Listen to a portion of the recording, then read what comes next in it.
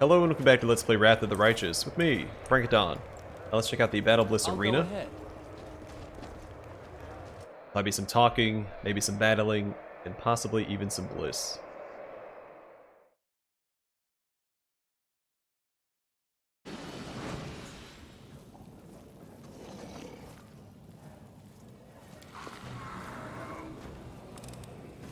I finished here. Is there more? Acorn Pie.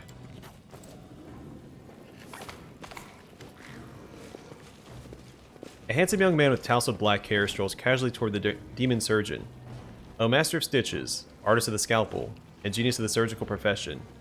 Tell me, is your heart free? The young man has a glove puppet on his hand, a dragon made of rags with buttons for eyes. He raises it up and begins to ventriloquize loudly. His voice is surprisingly deep. Also, you have an hour of free time tonight. How about a romantic dinner? Watch in silence. No, I would not say that my heart is free. Right now, it contains 3 copper rods, 200 grams of enchanted quicksilver, and a fair dose of lamia liver extract. He pauses, and gives the young man an appraising glance. I could give you an hour or two of my time, for something other than dinner. Has anyone ever told you that you have beautiful, smooth skin? I happen to be in need of some. The young man definitely steps aside to avoid the demon's outstretched claws. He jots something down in his notebook.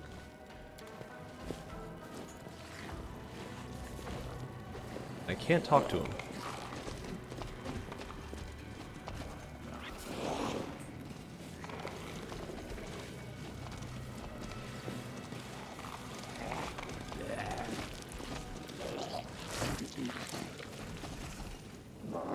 Crystallized demonic rage. A demon in a blood-spattered apron fussily shoves a few foul-looking chunks of flesh into his apron pockets. His fingers are fitted with horrible steel claws, and you hear the unpleasant sound of metal on metal as he slides them against one another like scissors. He looks up in your direction with an insane grin, and his voice makes your skin crawl. Are you one of the gladiators? You need a healer? Or are you here because you want to become more powerful? The demon glances briefly at Arushali. I remember you. You used to fight here. Always demanded that I restore your skin to its original smooth, unblemished state. And you always tried to get a discount, or ran away without paying. It looks to me like you have an entirely new face. It's an almost perfect replica of your old one, but something has changed.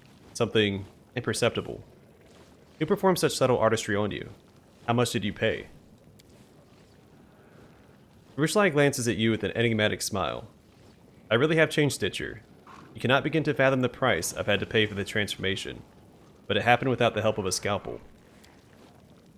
The demon inspects land closely. Oh, what a curious specimen. Who stitched you up? That's an interesting horn. And those scales, look how they reflect the light. How much reptile is there inside of you? Can you climb walls, or detect the changes of temperature outside? If I cut off your hand, will it grow again? The demon's clawed hands reach toward land seemingly of their own accord. I'm almost certain it won't grow again. But what about you? Hope your hands grow back, because if you don't keep them off me, you'll need a new pair. I could use the help of a healer. The demon dismisses you with a wave of his hand. I don't bother with regular wounds. They're not worthy of my craft. Just drink a potion, and you'll be fine.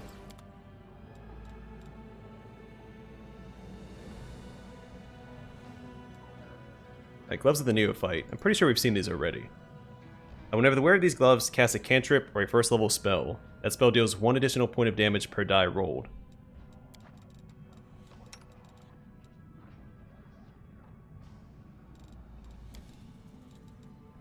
A dark veil.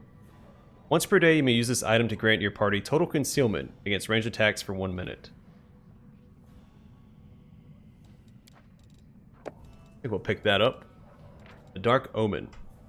If the wearer of this ring has the ability to cast spells spontaneously, it grants them the ability to cast the following spells: Rave Enfeeblement, Scare, Rave Exhaustion, Fear, and Waves of Fatigue. To cast a spell, the wearer still needs to have a spell slot at the required level.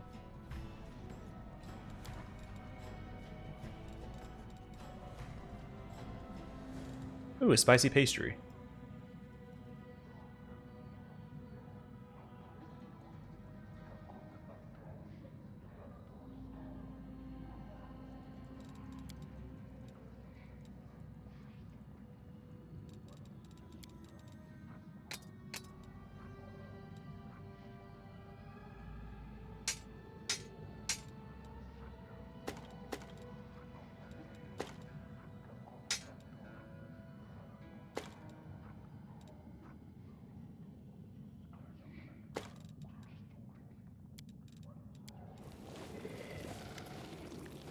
You hear the metallic clang of the demon's steel claws as he greets you.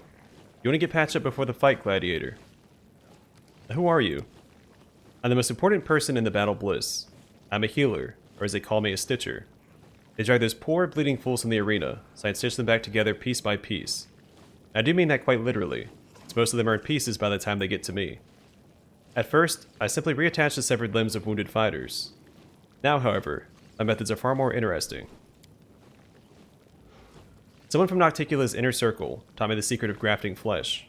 By combining the flesh of different gladiators, I create the strongest, craftiest, most talented fighters. Oh yes, in these chambers, invincible gladiators are born. I am so close to achieving perfection. Soon, my methods will produce better results than a Hindering Crystals. The cleric wrinkles his nose in disgust. He seems offended. This is not healing, it's some heinous mockery of it. A healer should restore a body to its natural and healthy state, instead of turning it into something disgusting. The Hindering Crystals. The Hindering Crystals are something of a legend here in Alushanira. Almost no one knows what they actually are, or how to get their hands on them. It all started with a few demons here in the city. These demons suddenly became very powerful in a very short period of time. The transformation happened almost overnight. According to the rumors, these demons received their incredible powers from the Hindering Crystals. Now, all of Alushanira is crazy for these crystals. They're all anyone talks about these days. And all the merchants know that if you call your goods Nahindrian, you can easily double the initial price of your wares. Yeah, I'm pretty sure that amulet we bought from the innkeeper was a fake. You're not a healer, you're a butcher. The healer smiles proudly. Oh, thank you for the compliment. I'm indeed quite proficient with an axe and a cleaver. And of course, I'm very good with the thin blade that I use for the dissection of the jugular vein. You know, not every specimen turns out to be viable. I have such a soft, tender, and compassionate nature. I just can't bear to watch others suffer. Can you make me stronger? The healer looks at you eagerly. You hear the shrill screech of metal against metal as he rubs his steel claws together excitedly. Ah, for 30,000 gold, I'll stitch you up into something better. Much, much better. I beg you to reconsider. The power he promises is tainted by corruption. Ruchlai gives you a worried glance. Please don't do that. By joining your flesh with the flesh of a creature from the abyss, you allow its corruption to taint you. I've seen them graft the body parts of demons onto mortals just for fun. The mortals could not withstand this wicked corruption, and their souls became evil. Mr. Mad Scientist, sir, let me offer myself up as a subject for your experimentation. Feel free to carve me up and stitch me back together as you see fit. Please don't do this. Don't let him defile your beauty and corrupt your pure soul. Lucio spoke twice. Oh, I guess the second time he spoke was to Nenio, not to me. The demon sizes Nenio up and nods approvingly. You'll do nicely. The price is still the same, 30,000 gold. We'll talk about that later. Alright, no deal. It's not in my character's nature to get an enhancement like this. The demon examines you with a sigh. He looks visibly disappointed. A shame. You could have made a magnificent... Never mind, though. But Nenio did volunteer, so pay 30,000 gold coins. Make Nenio stronger. Please follow me. You'll drown in an ocean of pain, but you'll emerge from it renewed. The healer flexes his steel-clawed fingers. To your surprise, the surgery takes place in complete silence. When Nenio returns, she looks distant and emotionless. How do you feel? Fine, I think. She raises her dull eyes to you. When the mad scientist's claws cut into me, I blocked out the pain. Actually, I forgot the pain even existed. If I'm completely honest, I even forgot that I was part of an experiment. Such an awkward situation. Maybe I should do it again. Oh no, that's enough for you. Your body already bears the mark of my genius. The demon turns to you with a smirk. I've already painted on this canvas. Don't tell me I just wasted 30,000 gold on a failed experiment. Science requires sacrifice. When something results in failure, it often leads to progress and prosperity in the end. Your voice is missing its usual confidence. I hope that was worth the cost. Nenio nods, then she shrugs uncertainly. I presume it was. It's hard to say for sure because I don't remember anything. Still, I hope that in the near future, I observe the effects of this surgical intervention, that I can write an article about it for the encyclopedia, I would be disappointed if the experiment failed due to the forgetfulness of its subject.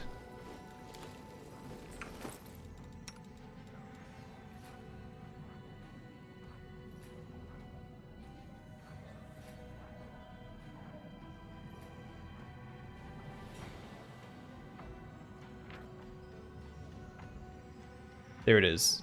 So we get +2 to attack from the demon graft. I'm assuming that's what this was.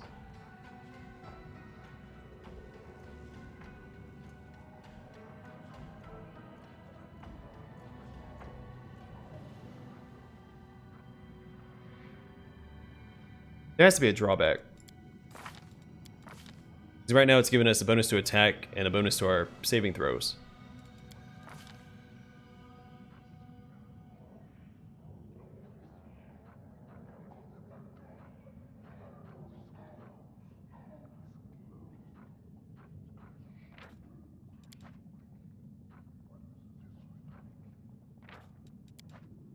So I think it's this one. We can't see what it says.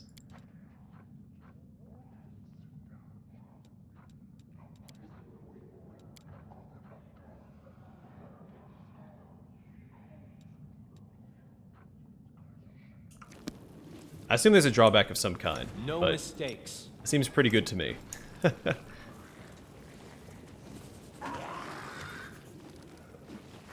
I have to go.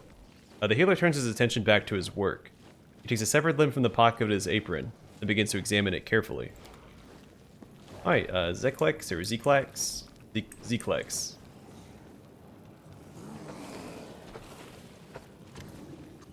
A stern but tired-looking tiefling observes you politely. His clothes look expensive but tasteful. He's carrying a large bag. Every once in a while, it moves and twitches as if something is inside. Welcome to the Battlebliss Arena. My name is Zeklex. I'm the arena steward. Ermengaleth is the master of the arena, but I help him manage its affairs. You look like you're new here. Did you come to spectate the fights or to participate in them? Tiefling has a surprisingly open and honest face. After all these demons, he looks strangely normal. Tiefling looks you up and down with the calm professionalism of a person doing an unpleasant job with diligence. You look impressive, a serious and formidable fighter. Perhaps Ermengaleth will take an interest in you. Perhaps he'll even allow you to test yourself against Ruxa, one of our strongest gladiators. But not right away. All newcomers must first prove themselves. Ermengaleth. I remember a demon called Ermengaleth. He was a vile, cunning murderer. He had a way with words that was just as deadly as his skill in battle. There's a rustling sound from within the tiefling's bag, and an imp peeks his head out to look at you. He has large drooping ears, and stares at you with his huge unblinking eyes. Then, as if suddenly shy, he darts back into the bag and vanishes from sight.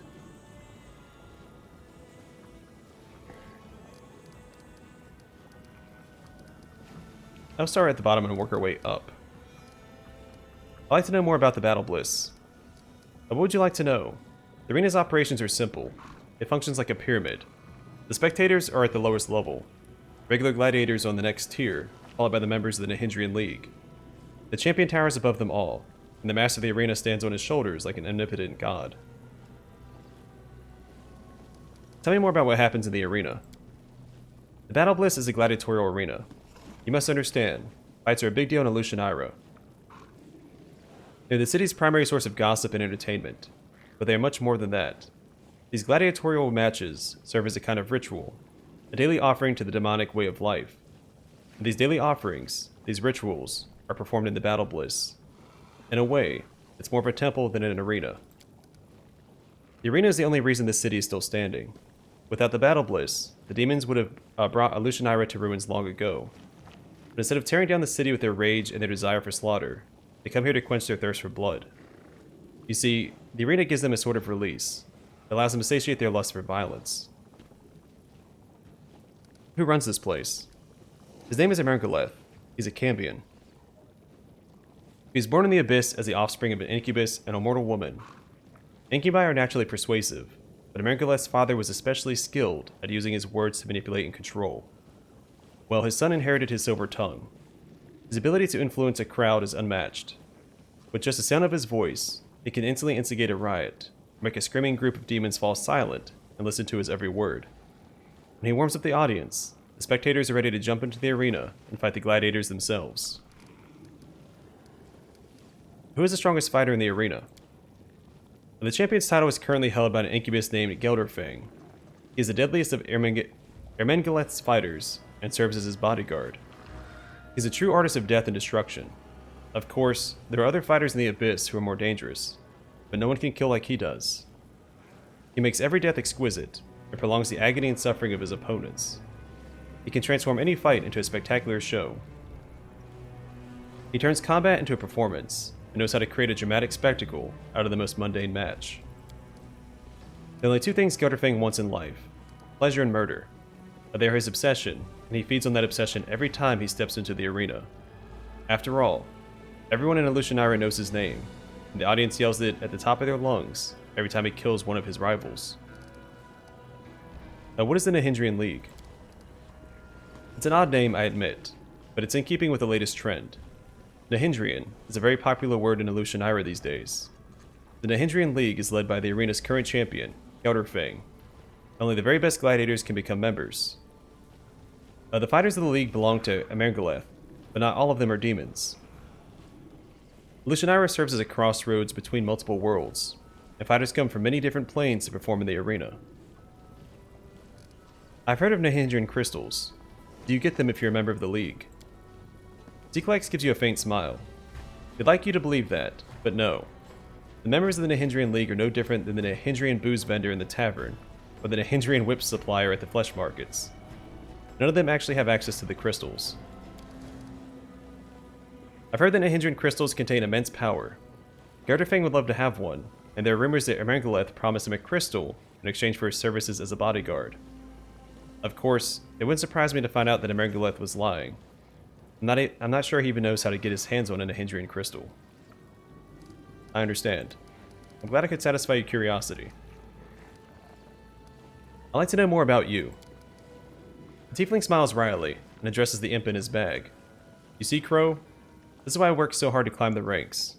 We wanted to be important, and now look. The stranger wants to know all about us. I guess that means we're finally a big deal. Who are you? I'm the arena steward. My position is prestigious, but my success is hard-earned.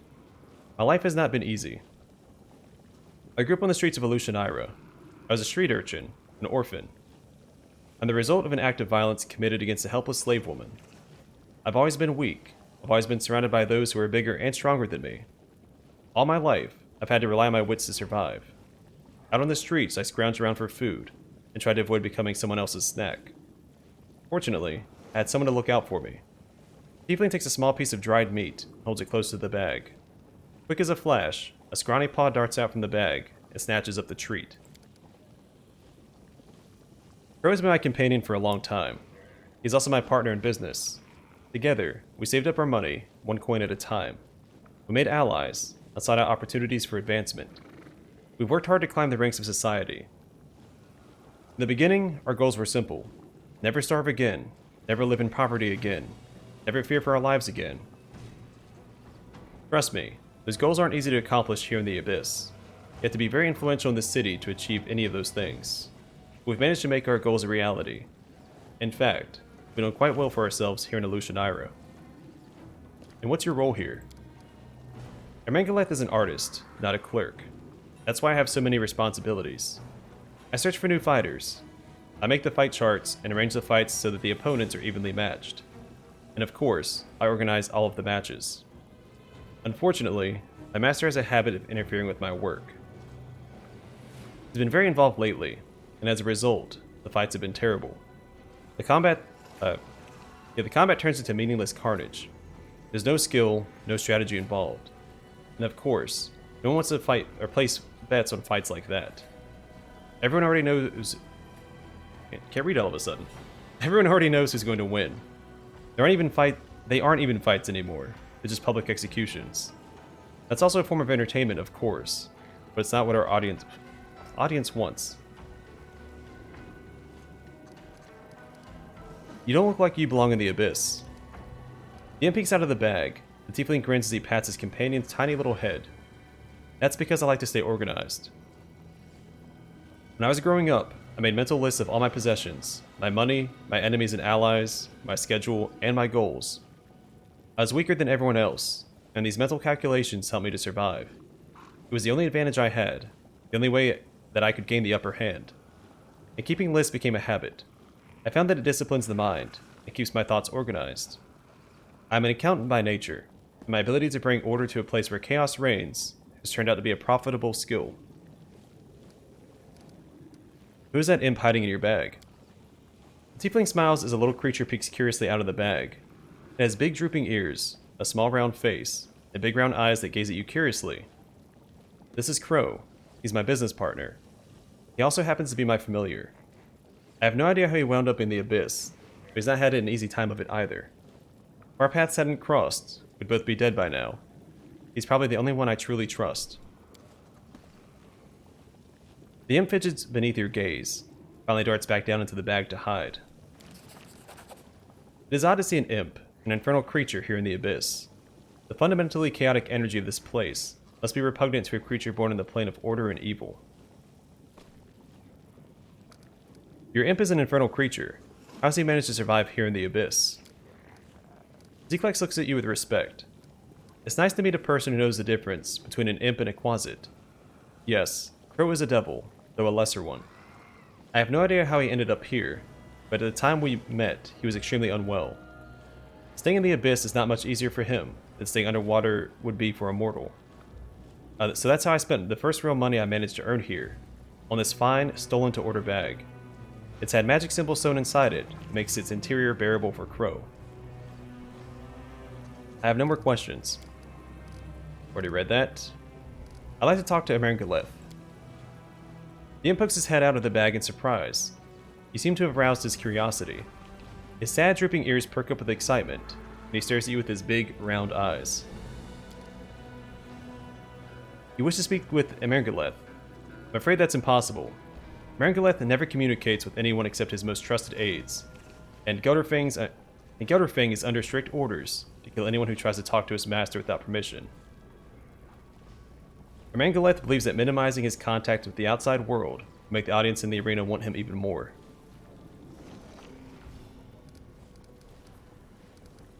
Alright, I want all of Elutionira to know my name. I want you to arrange a match for me against your strongest gladiator. The tiefling falls silent. He looks as though he is calculating something in his head. Finally, he responds. That is truly your goal. You have to defeat the current champion. If you kill Gelderfang, your name will be on everyone's lips. But you'll have to prove yourself if you want to face the champion. A fight with Gelderfang is a big deal here in Elutionira. Only members of the Nihindrian League, the elite gladiators of the Battlebliss, are considered worthy opponents. Killing others just to entertain spectators. These creatures of the abyss sow death and destruction in such a careless, casual manner. Teela grimaces. I know that our mission is important. I know we can't allow ourselves to get distracted by feelings and emotions, but smashing skulls and eviscerating bodies just to entertain these evil creatures. Iomade. It makes me sick just to think about it.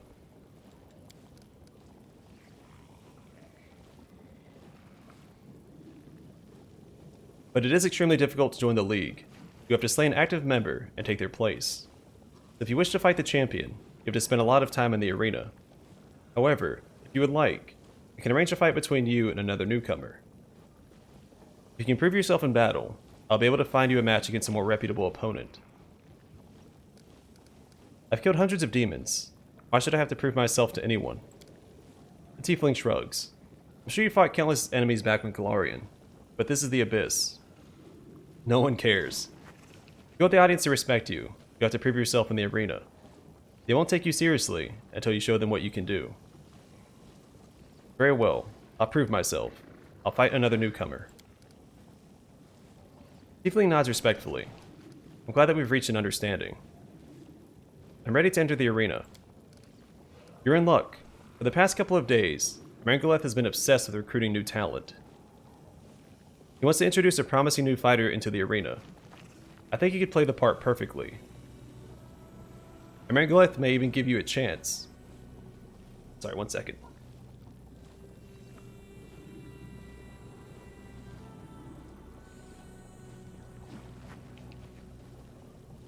My throat's not holding up too well with all this reading.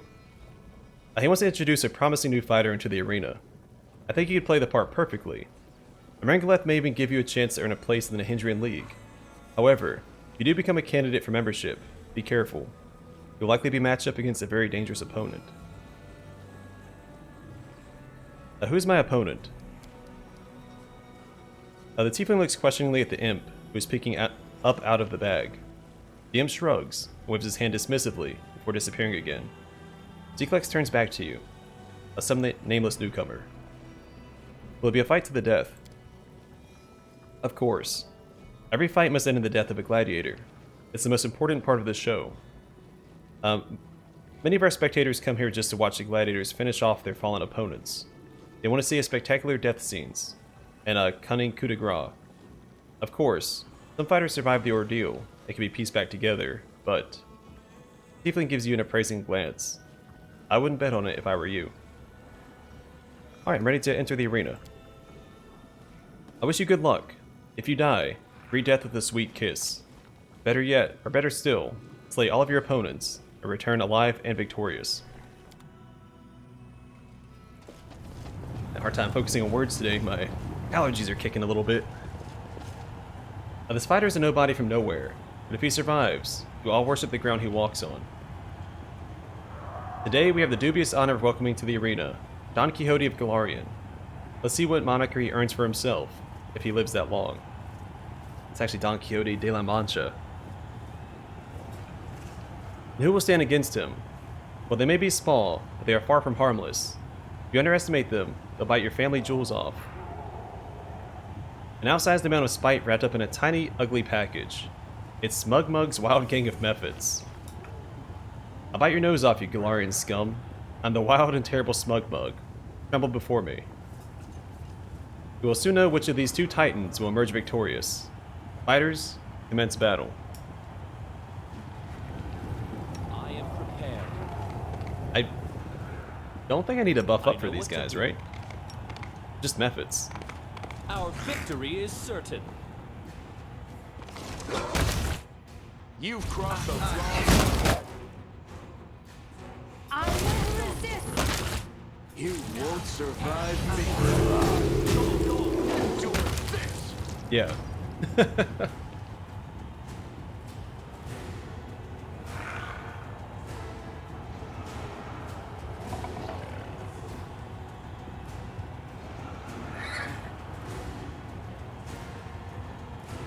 I feel like we missed some dialogue there. I'm just gonna skip past this and then read it. Yeah. This didn't pop up for me. We have a winner. All hail our glorious fighter. He emerges triumphant in this dangerous, violent conflict. He decorated the arena with Mephit guts. Give it up for Don Quixote, the Mephit Slayer. Hey, who knows? Maybe someday he'll get the chance to fight against a member of the Hindering League, once they start accepting Mephits into their ranks.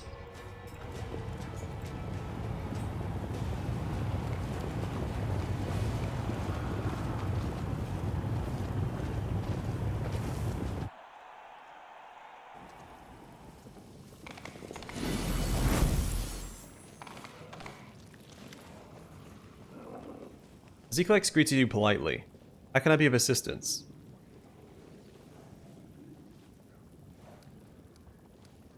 Is this your idea of a joke?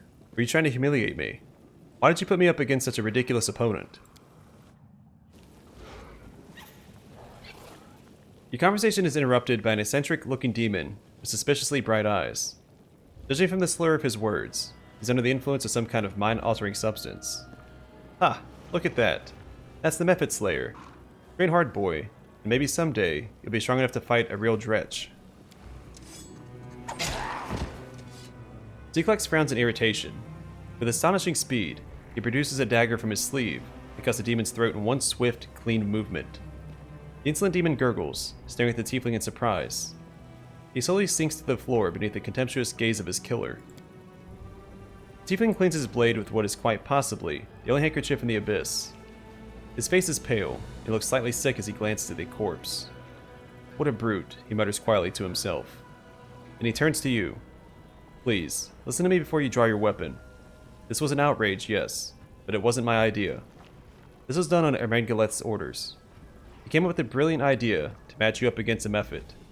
He thought the crowds would find it funny. I couldn't stop him, but I assure you, this would never happen again. Quick as a flash, Zeklex produces a gold coin from his bag and places it into your hand. Here, this is for you. From now on, you can freely use the transportation arc that is located near the Battlebliss. This is one of the privileges afforded to the arena's gladiators. I demand a proper fight. Zeklex closes the bag hastily to prevent the imp's agitated efforts to escape. And I promise that I will arrange a proper fight for you. But first, I need you to do me a favor. I'll arrange a match for you against the Flayer twins. However, they are supposed to fight someone else, so I have to find them a replacement. Unfortunately, we don't have enough decent fighters left in the arena. I'd be very grateful if you could procure a new batch of gladiators for me. I'll cover the costs, of course. Land size heavily. How far will we have to go to complete this mission? Soon enough, we'll be guilty of all the same sins as the demons. Today we killed to entertain them, but what happens tomorrow? We have to pray to the Lady in Shadow.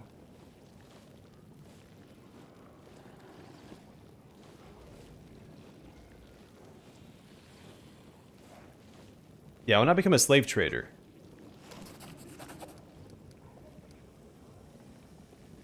Zeklex frowns and exchanges glances with the imp as it peeks out of the bag.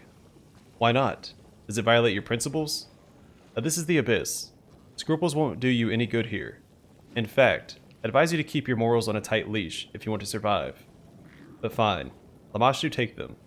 I'll try to make sure your fight with the Flayer twins takes place as soon as possible. I don't like being called the Mephit Slayer. I want to change my title. There's nothing I can do about that, I'm afraid. The crowd loves it, and that is all that matters to Ermengaleth. You'll remain the Mephit Slayer for as long as the audience finds it amusing. Alright, I have to go. Zeklex bows respectfully. In the depths of his bag, you see the glint of large, curious, round eyes. I'm glad I didn't have to go buy slaves to proceed with the quest line. I'm glad they actually gave you a choice there. That refusing to do it didn't fail the quest. So, that's neat. Alright, so I'm going to call the episode here. And in the next one, we'll continue through the arena. And see how far we can make it. But for now, thanks for watching. I'll see you guys in the next one.